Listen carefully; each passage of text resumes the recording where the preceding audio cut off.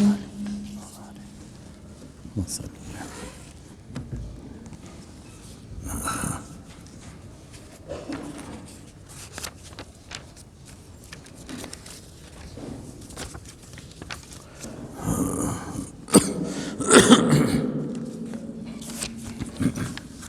اللہ الحمد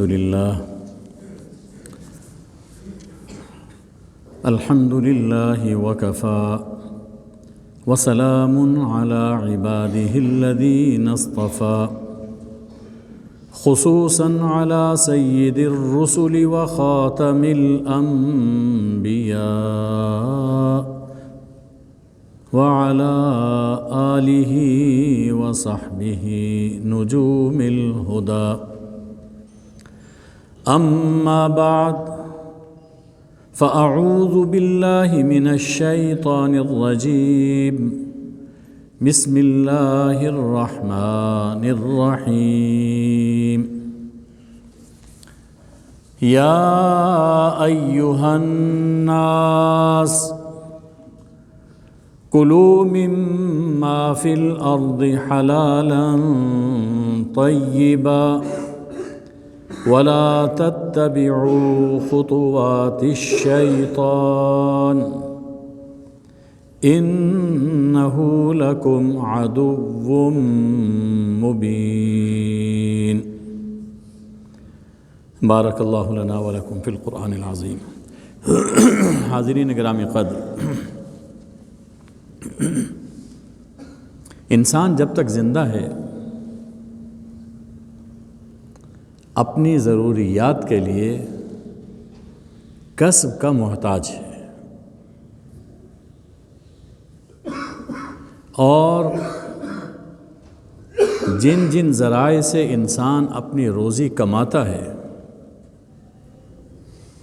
ان میں سب سے اہم ذریعہ تجارت کا ہے، سب سے بابرکت ذریعہ تجارت ہے۔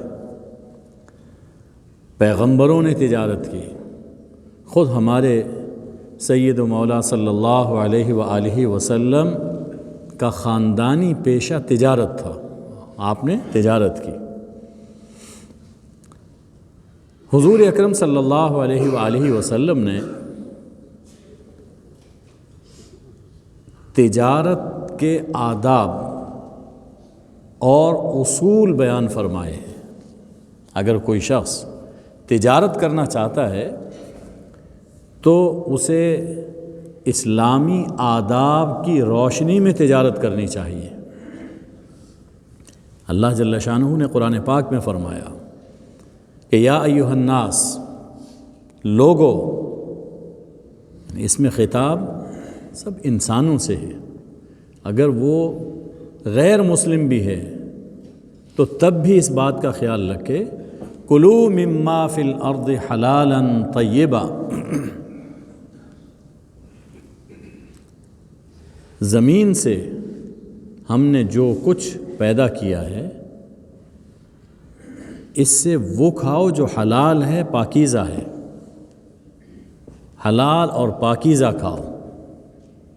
ان کو بھی یہ فرمایا گیا کہ تم بھی ایسا بزنس نہ کرو کہ جس میں دھوکہ دہی ہو، جس میں فریب کاری ہو، اور جو اسلام کو قبول کرنے والے ہیں ان کے لیے تو خاص طور پر یہ حکم ہے کہ حلال اور طیب کماؤ۔ وَلَا تَتَّبِعُوا خُطُوَاتِ الشَّيْطَانِ، اور شیطان کے قدموں پر مت چلو۔ اِنَّهُ لَكُمْ عَدُوٌّ مُّبِينٌ، شیطان تمہارا کھلا دشمن ہے۔ وہ شیطان کے قدم کیا ہیں؟ روزی کمانے کے حرام ذرائع، تجارت کے اندر دھوکہ بازی، فریب کاری، یہ سب چیزیں شیطان کے نقش پا ہیں۔ تو فرمایا کہ شیطان کی پیروی نہ کرو، بلکہ اللہ نے تمہیں حلال اور طیب جو چیزیں تمہارے لیے پیدا کی ہیں وہ کھاؤ۔ اور اسی سورہ بقرہ میں اللہ جل شانہ نے فرمایا کہ یا ایھا الذین آمنوا کلوا من طیبات ما رزقناکم، اے لوگو جو ایمان لائے ہو، ہمارے دیے ہوئے پاکیزہ رزق سے کھاؤ، واشکروا للہ، اور اللہ کا شکر ادا کرتے رہو۔ یعنی یہاں دو چیزیں اکٹھی ذکر فرمائیں، پاکیزہ رزق اور اللہ کا شکر۔ یہی بات اللہ نے سورہ سبا میں حضرت داؤد علیہ السلام سے بھی فرمائی کہ رزق حلال اور اس کے ساتھ عمل صالح۔ یعنی اس سے یہ معلوم ہوتا ہے کہ رزق حلال اور عمل صالح، رزق حلال اور شکر الہی، ان کا آپس میں گہرا تعلق ہے۔ جب انسان حلال کماتا ہے، حلال کھاتا ہے، اس کے دل میں اپنے مالک کے لیے شکر گزاری کے جذبات پیدا ہوتے ہیں، اور اس کا دل چاہتا ہے کہ میں اچھے کام کروں، میں نیکیاں بجا لاؤں۔ اور اگر انسان حرام کمائے، حرام کھائے، تو اس کا دل شیطانی کاموں کی طرف مائل ہونا شروع ہو جاتا ہے۔ تو رزق حلال یہ سب سے اہم چیز ہے، اور تجارت جب بھی کی جائے، چھوٹے پیمانے پر ہو، بڑے پیمانے پر ہو، ان آداب کا خیال رکھنا چاہیے جو اسلام نے ہمیں سکھائے، اسی میں برکت ہے۔ چند آداب آج ذکر کیے جا رہے ہیں۔ پہلی چیز، حضور اکرم صلی اللہ علیہ وآلہ وسلم کے ارشاد کی روشنی میں تجارت کرتے ہوئے، سودا بیچتے ہوئے، خریدتے ہوئے قسم نہیں اٹھانی چاہیے۔ تجارت میں قسمیں اٹھانا یہ نہایت ہی ناپسندیدہ ہے، اور اگر بالکل جھوٹی ہے وہ تو سراسر معاملہ ہی خراب ہو جاتا ہے۔ حضور صلی اللہ علیہ وآلہ وسلم نے فرمایا کہ الحلف منفقۃ للسلعہ ممحقۃ للبرکہ، قسم اٹھانے سے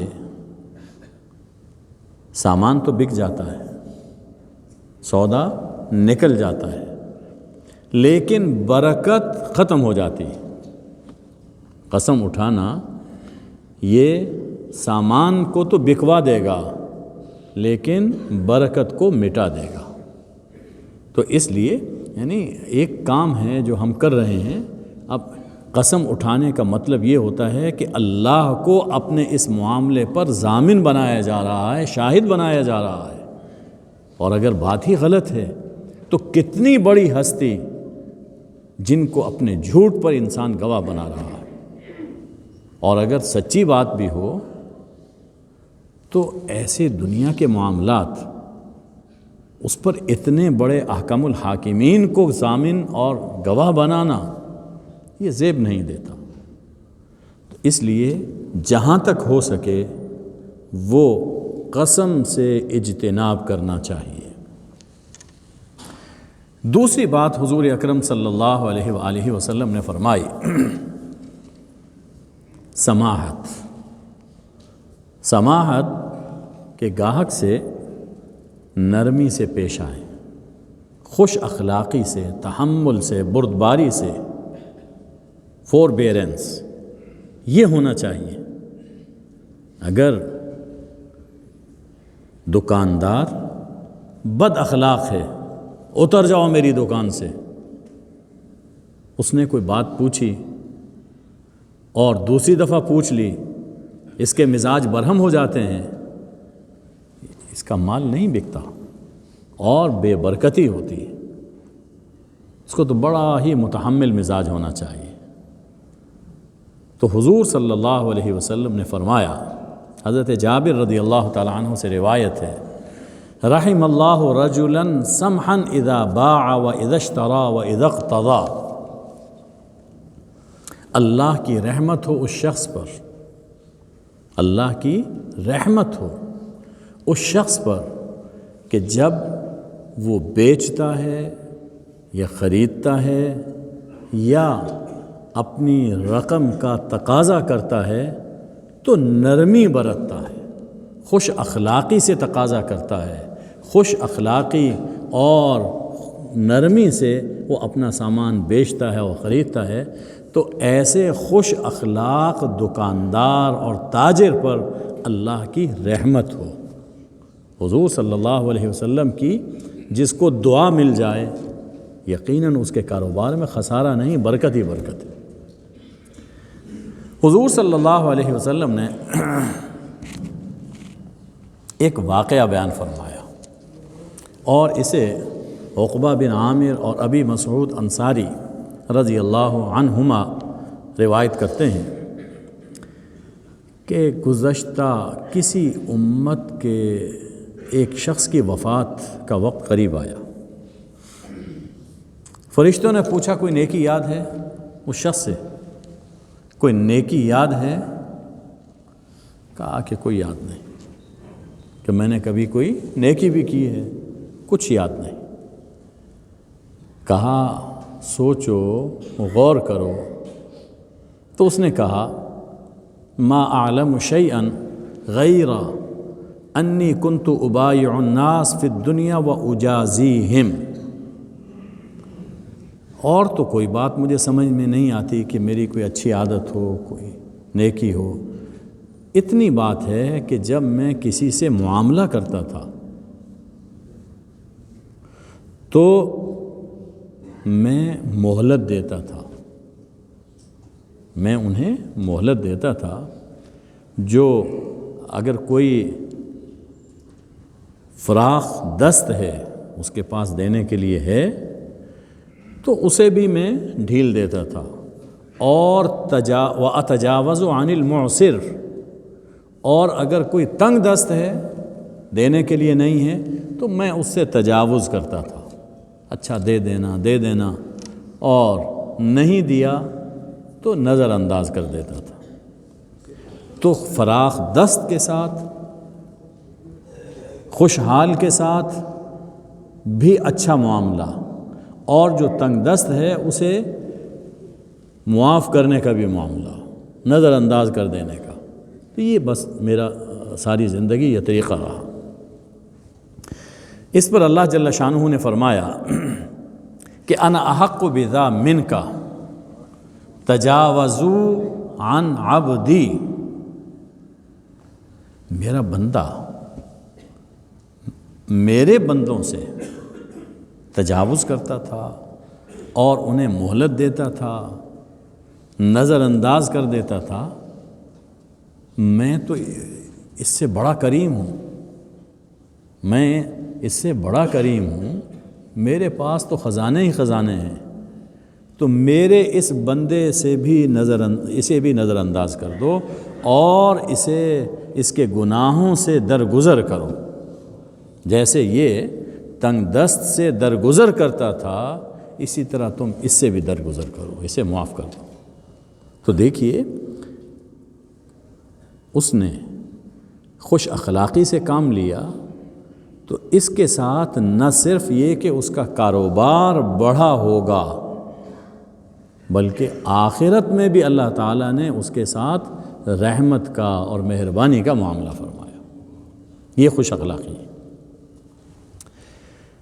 تیسرا ادب تجارت کے لیے حضور صلی اللہ علیہ وآلہ وسلم نے بیان فرمایا کہ آپ جو سامان بیچ رہے ہیں اس میں اگر کوئی عیب ہے، کوئی نقص ہے، اسے چھپانا حرام ہے۔ اگر کوئی عیب ہے تو اسے بتانا چاہیے کہ میں دے رہا ہوں اور اس میں یہ خرابی ہے، اسے بتانا چاہیے۔ عیب ہے، کوئی نقص ہے تو اسے چھپانا حرام ہے۔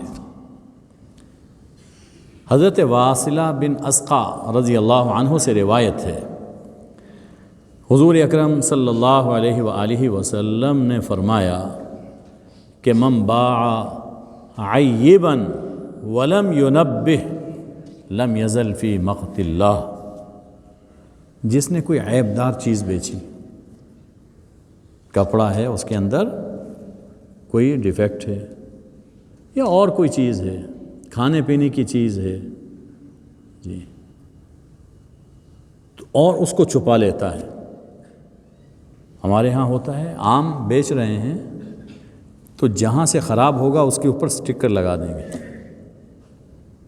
سیب ہے جہاں داغ ہے اس کے اوپر ماشاء اللہ فارم کوئی ہوگا وہ سٹکر لگا دیں گے، اللہ کے نام کے نیچے عیب کو چھپاتے ہیں۔ تو جو عیب کو چھپاتا ہے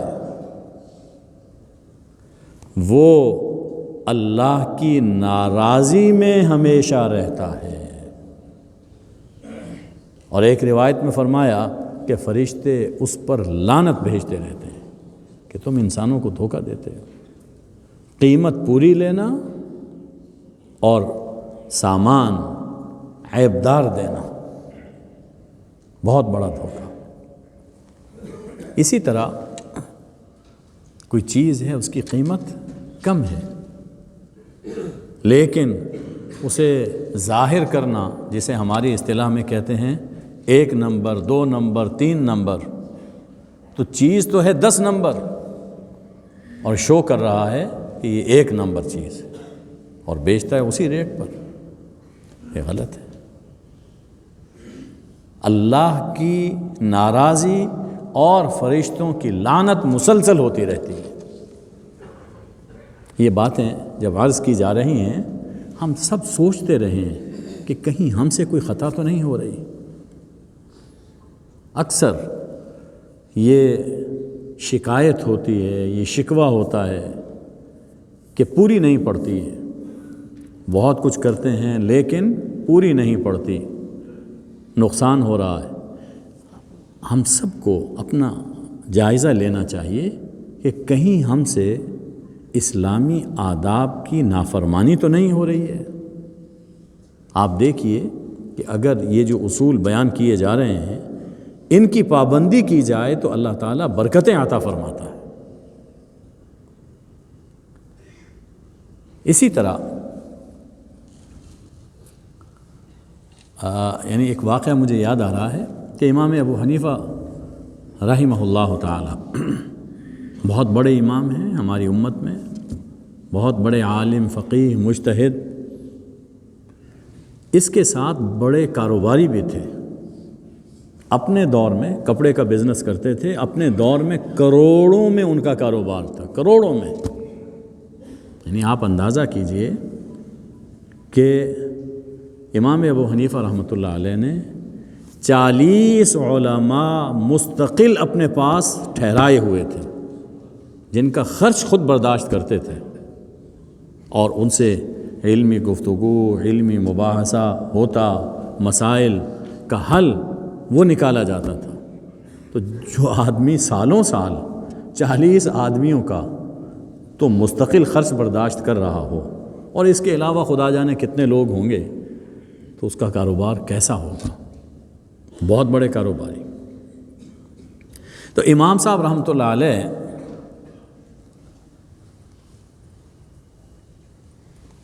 نے حفص بن عبد الرحمن کے پاس تھان بھیجے، کپڑے کے تھان بیچنے کے لیے بھیجے، اور بتا دیا کہ فلاں تھان میں عیب ہے، نقص ہے، کپڑا وہاں اس میں ٹھیک نہیں۔ آج کل تو فیکٹریاں موجود ہیں، ان میں خرابی کم آتی ہے۔ پرانے زمانے میں ہاتھوں سے کپڑا بنا جاتا تھا تو اس میں کئی جگہوں پر وہ نقص آتے تھے۔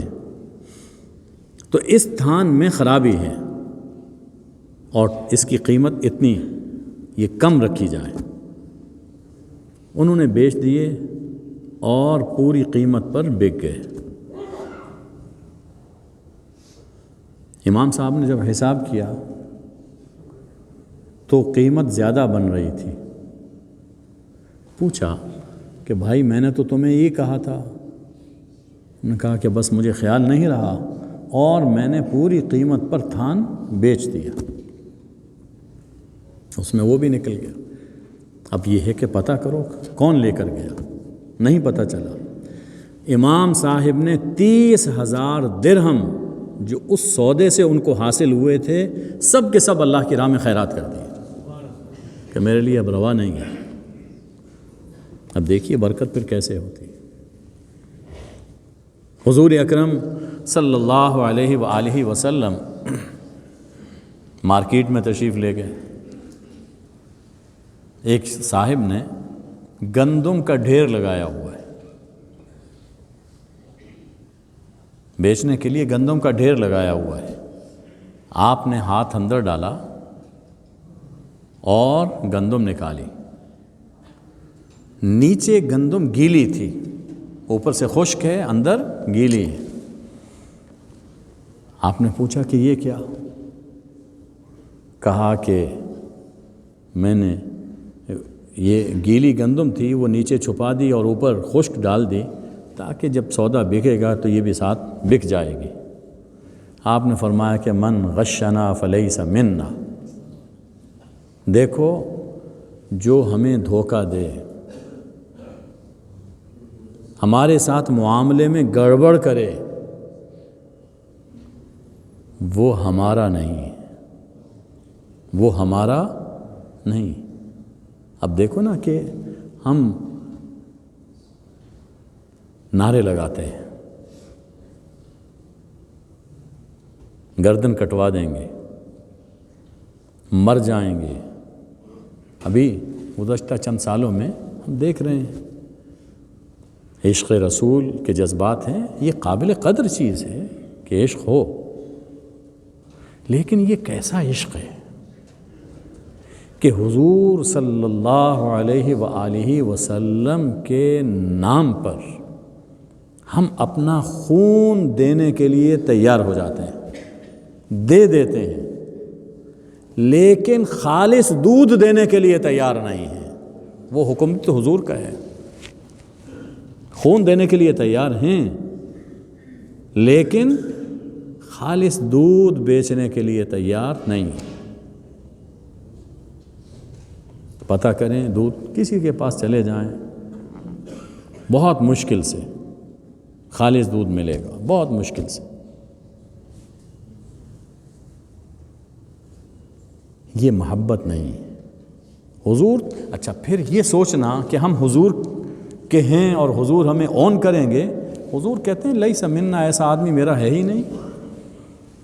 آپ لاکھ دعویٰ، یعنی کامیابی تو تب ہے کہ جب حضور صلی اللہ علیہ وآلہ وسلم بھی ہمیں قبول فرمائیں۔ آپ کہتے ہیں کہ میں آپ کا ہوں، اور حضور صلی اللہ علیہ وسلم فرمائے کہ لست منی، تو میرا نہیں ہے، ہمارے کہنے سے کیا ہوگا؟ بات تو تب بنتی ہے کہ جب وہ بھی نظر شفقت فرمائیں اور محبت کی نظر سے دیکھیں اور قبول فرما لیں، اور وہ سب تبھی ہوگا جب ہمارے معاملات ٹھیک ہوں گے۔ حضور کی امت کو لوٹنا، حضور کی امت کو دھوکہ دینا، اور پھر یہ خیال کرنا کہ ہم حضور کے عاشق ہیں اور حضور ہمیں قبول فرمائیں گے، یہ بہت مشکل ہے، ایسا نہیں ہے۔ تو عیب چھپانا، اپنے سودے میں عیب چھپانا اور نقص چھپانا یہ حرام ہے۔ ایک اصول، چوتھا اصول یہ بھی ہے کہ دکاندار ہو یا خریدار ہو، بیچنے والا ہے یا لینے والا ہے، اس کی لا علمی، نا تجربہ کاری سے ناجائز فائدہ اٹھانا یا دھوکہ دینا حرام ہے۔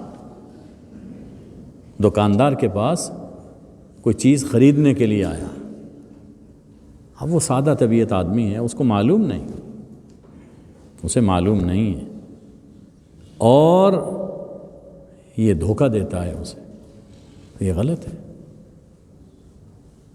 حرام ہے۔ یا کوئی دکاندار ہے اور وہ کسی سے کچھ چیز خرید رہا ہے اور اسے معلوم نہیں ہے کہ اس کی اصل قیمت کتنی ہے، تو وہ داؤ لگاتا ہے اس کے ساتھ، تو یہ حرام ہے۔ لا علمی نا تجربہ کاری سے فائدہ اٹھانا، دھوکہ دینا، یہ سراسر حرام ہے، سراسر حرام۔ اسی مسجد میں کئی برس ہو گئے، ایک صاحب مجھ سے پوچھتے ہیں، ماشاءاللہ امامہ تھا، ادھر محراب وہ کالا نشان وہ بھی پڑا ہوا ہے اور خوب اچھی داڑھی ہے، تو مجھے انہوں نے لاہور ہی کا ذکر کیا کہ میں ہارڈ ویئر کا کام کرتا ہوں، میری فلاں جگہ پر بہت بڑی ایک شاپ ہے۔ میں ایک کیل اگر کوئی ہوتا ہے اور میں کہتا ہوں یہ 10 روپے کا ہے تو وہ گاہک مجھ سے لے لیتا ہے 10 روپے کا۔ میں کہا کہ عام اس کا ریٹ کیا ہوگا اس کیل کا؟ تو کہنے لگے یہی 8 آنے یا 1 روپیہ۔ تو میں نے پوچھا کہ پھر آپ سے 10 روپے میں کیوں لیتا ہے؟ تو کہا یہی اسی مسجد میں مجھ سے کہا میری داڑھی کو دیکھ کر لیتا ہے، میرے امامے کو دیکھ کر لے لیتا ہے کہ میں جھوٹ نہیں بولوں گا، اور وہ جھوٹ بول رہا ہے کہ سراسر حرام ہے۔ اس حلیے کو تم نے بدنام کر دیا، حضور صلی اللہ علیہ وسلم کی سنت کو تم نے دھوکہ دینے کے لیے استعمال کیا، سراسر حرام۔ ایک اور صاحب بڑے نیک بزرگ،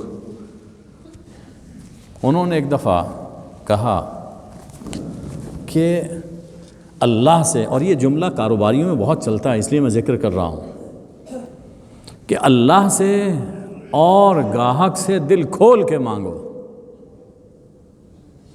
جتنی قیمت لگانی ہے لگا دو۔ میں کہا بھائی اللہ کے خزانے تو بے نہایت ہیں، جتنا چاہے مانگو، لیکن گاہک کی جیب اس کی بھی کوئی انتہا نہیں ہے کہ تم اس سے جو چاہے مانگ لو اور وہ تم پر، تمہاری بزرگی پر اعتماد کرتے ہوئے وہ تمہیں دے دے۔ اگر اسے یہ پتہ چل جائے کہ جسے میں بزرگ سمجھتا تھا اور اس نے مجھے اتنا دھوکہ دیا ہے، اتنی رقم، اتنا پروفٹ زائد لیا ہے، وہ کیا سوچے گا؟ اچھا تمہیں بزرگ سمجھے گا یا دھوکے باز سمجھے گا؟ ظاہر ہے دھوکے باز سمجھے گا۔ تو نہ صرف یہ کہ انہوں نے ایک ناجائز کام کیا، بلکہ اس کے ساتھ دین کو بدنام کیا۔ تو کسی کی لا علمی سے، نا تجربہ کاری سے فائدہ اٹھانا یہ بالکل حرام ہے۔ حضرت ابن عمر رضی اللہ تعالی عنہما سے روایت ہے کہ ایک صاحب رسول اللہ صلی اللہ علیہ وسلم کے پاس آئے اور عرض کی کہ انہو یخدع فی البیوع، میں کوئی چیز خریدتا ہوں تو دھوکہ کھا جاتا ہوں، مجھے اندازہ نہیں ہوتا۔ سادہ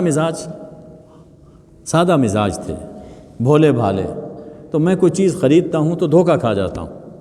تو حضور صلی اللہ علیہ وآلہ وسلم نے فرمایا کہ من باعیات فقل لا خلابہ، جس سے تم چیز خریدو، لین دین کرو، تو پہلے ہی کہہ دیا کرو کہ بھائی دھوکہ نہیں، یعنی اگر دھوکہ ہوگا تو میں یہ چیز لوٹا دوں گا۔ لا خلابہ، کوئی دھوکہ اس میں نہیں ہونا چاہیے۔ امام ابو حنیفہ کا ایک واقعہ پھر یاد آ رہا ہے۔ ایک بڑھیا ان کے پاس ریشم کا تھان لائی، اس نے گھر میں کہیں کاتا ہوگا، تو وہ ریشم کا ایک تھان لائی بیچنے کے لیے امام صاحب کے پاس۔ آپ نے پوچھا کتنے میں؟ کہا کہ 100 درہم میں۔ امام صاحب نے فرمایا کہ بی بی تمہیں اندازہ نہیں ہے، اس کی قیمت 500 درہم ہے، اور اسے 500 درہم ادا کی ہے۔ ایک اس واقعے سے ہم اپنے معاملات کا اندازہ کر سکتے ہیں کہ ہم وہ 100 بھی اگر مل رہا ہے تو اس کے ساتھ بھی بحث کریں گے کہ نہیں کچھ کم کرو، کچھ کم کرو، اور جب بیچنا ہوگا تو 1000 روپے میں۔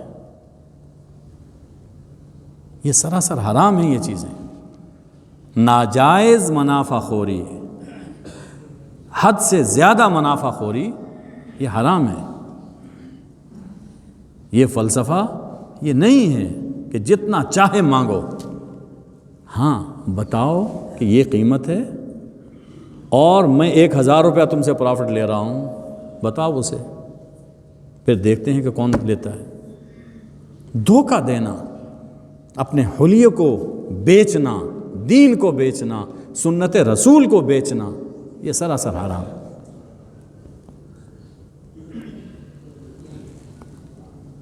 ایک کاروباری بھائی نے اسی مسجد میں بتایا